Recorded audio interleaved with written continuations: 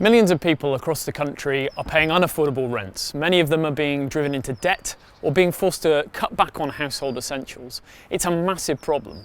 So some of the people who get in touch with us have said that England needs a rent cap or a rent freeze. They say things like, they need to cap the private rent sector. Same house as mine, 8 doors away, £900 a month. How can families pay this and save for their own home?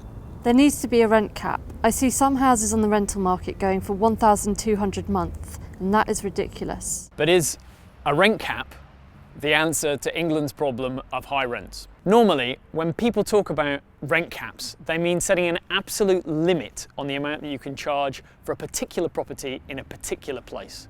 So if the government were to say you can't charge any more than £100 for a flat in Birmingham, for example, then that would be an example of a rent cap.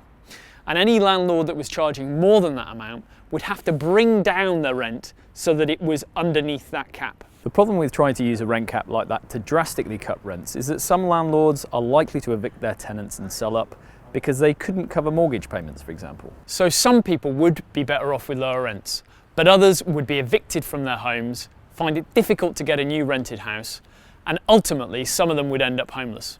For this reason, Shelter doesn't support this kind of rent cap because we think it's just too risky, but we do support a kind of rent stabilisation, which is where your rent can't go up by any more than inflation every single year. We call this the stable rental contract, and you can find out more about it by clicking the link on the screen now. But what do you think about rent caps and rent stabilisation? Let us know in the comment box below, and thanks for watching.